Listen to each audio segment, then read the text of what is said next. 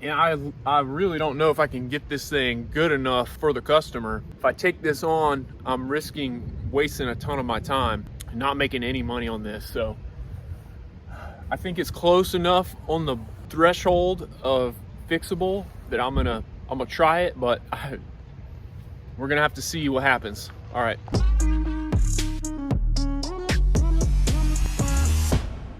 Man, check out this nasty crease on the quarter panel of this Rav 4, and the crease actually goes all the way into the door. It actually comes back into the bumper, but we're really not gonna be fixing that today. So this is what we're gonna try to fix. This deep crease through the quarter panel and into the door. All right, here we go. Man, this is actually a Rav 4 Adventure. Man, I'm curious what makes this thing a Rav 4 Adventure, huh? Well, maybe this is one thing. It's got some color on the trim on the inside, kind of looks cool. Let's see what the cluster looks like. Start it up. The seats are kind of cool. Check out this stitching. That's nice. Stitching up in the headrest. The stitching on the door. Black wheels. Maybe this is part of it. Looks like it's got some cool selections. Whatever all that is. Help you drive in the snow. I'm assuming this thing's 4-wheel drive or all-wheel drive. It doesn't really have any badges on it that indicate it, but maybe that's it. Eco mode, normal, sport, mud and sand, rock and dirt, snow, incline. Dang, what? Is there anything better than your wife making you a nice sandwich for lunch?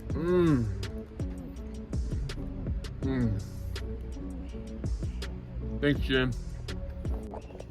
No offense, but we're gonna kick this up a notch by adding some of these here barbecue chips on there. Yes, sir. Yes, sir. Why y'all hating on my aluminum foil for my chips? We were out of baggies, okay? Everybody relax. All right, we're gonna get this hot glue gun fired up. Yes, sir. I'm running that tequila fire in it today. All right, here's the deal with this thing. This crease is deep. And I really don't know if I can get this thing good enough for the customer. So if I take this on, I'm risking wasting a ton of my time and not making any money on this. So I think it's close enough on the threshold of fixable that I'm gonna try it, but we're gonna have to see what happens. All right. So my plan of attack is I'm gonna take this tail light out. I'm gonna have access from this angle. I'm gonna take this cladding off, and then I'm gonna have access with rat rods from the holes that this thing clips into. But there's no access from this way. So I'm gonna come from this way with the tail light. I'm gonna come from the holes with the rat rods, and I'm gonna glue pull it. So those are three ways I'm gonna access this thing.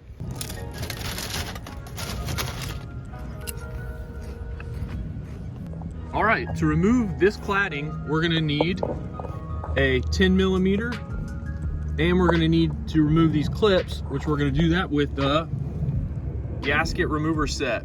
You can get these on Amazon for like less than 10 bucks for a set, last time I checked.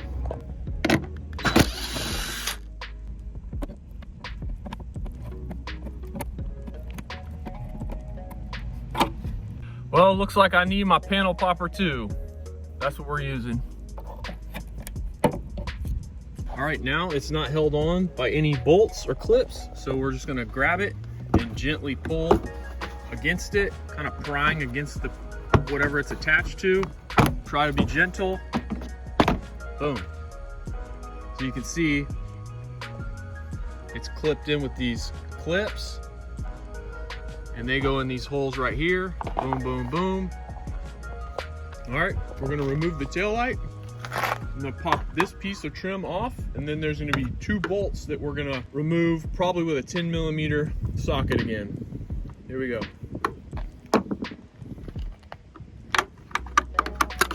Boom. 1, 2. go. There's what we're after right here. Boom.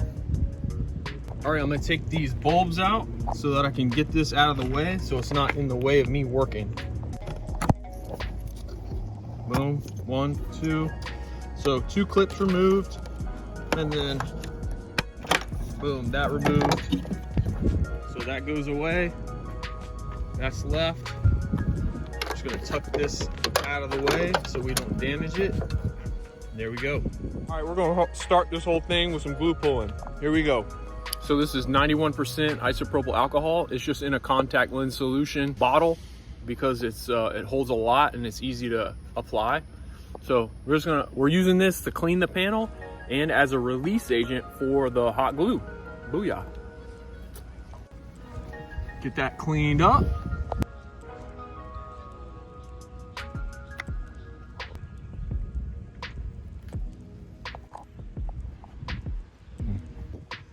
So that's not Tequila Fire right there. That is PDR Finesse has some in-house glue, and that's what that is. Oh my goodness, I got apple caught in my throat. So I'm pushing the rest of that out. A lot of guys don't like to mix their glues, but it really doesn't matter to me. Booyah. Pretty good. So right there, pull that up.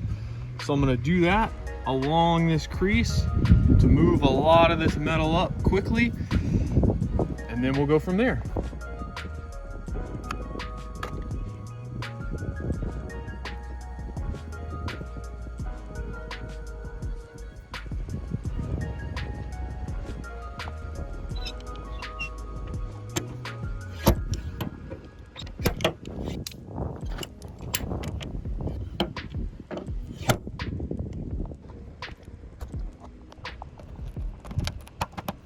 All right, I'm moving on to a Black Plague gangrene crease tab because it's not as wiggly out here.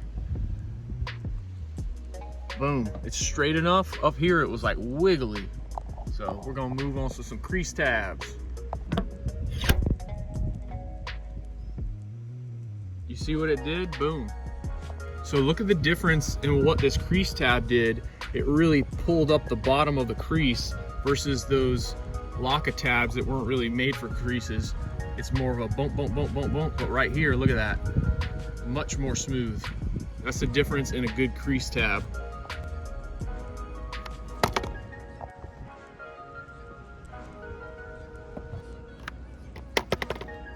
All right, I'm gonna actually start working from this way also so that I can make pulls independent from one another. While that one's drying, I'm putting that one on.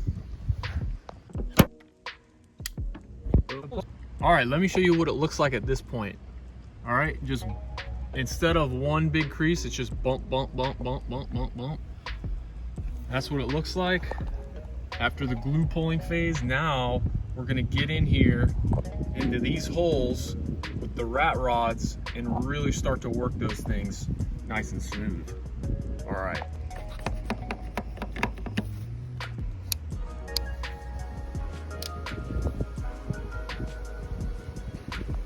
All right, this is the tool I'm gonna use. This is the rat rod, the skinnier version. All right.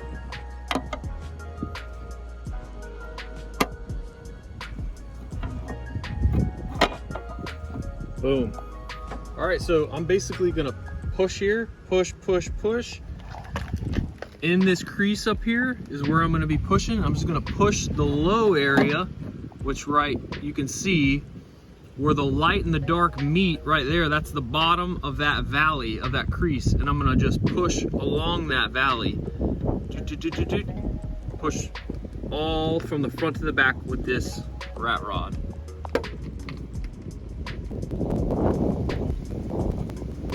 All right, so I'm gonna use this tool and this hammer to knock down all the spots that are high and slowly smooth everything out. All right, I'm gonna do the same thing with this hammer and this polished edge.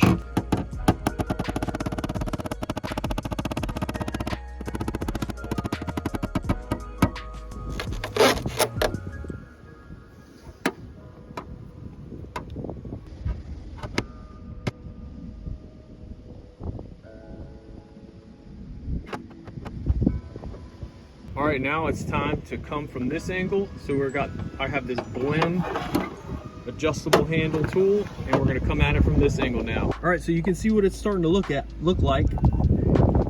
Overall, it's flatter, but it's still not smooth yet. So it's gonna take lots and lots of rounds of pushing and then knocking down the little high spots, pushing, knocking down highs, pushing up lows, knocking down highs. I'm gonna work my way this way, just gonna do the same thing all the way. It's tedious, but it's simple. I'm pushing up what's low and pushing down what's high until I get it smooth. Whew. All right, y'all, I think it's as good as it's getting. I'm gonna get this thing put back together and I'll show you the final result. All right, these are the holes that I went in with the rat rod, so I'm gonna straighten these things out with this hole straightener. Like I said, I bought this off of a homeless man back in 1983 underneath an overpass.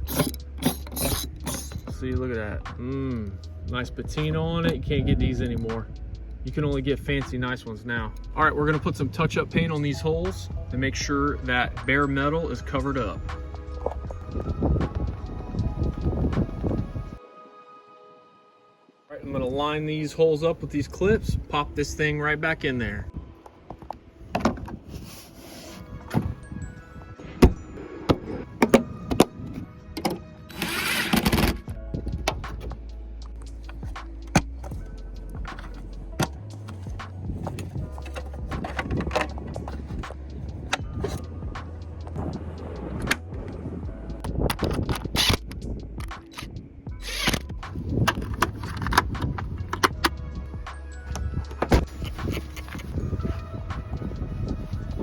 All right, I'm about to show you all the finished product. Hey, if you like this video, go check out this video that I did, or this repair that I did on this Dodge Ram bedside. Huge crease down the bedside.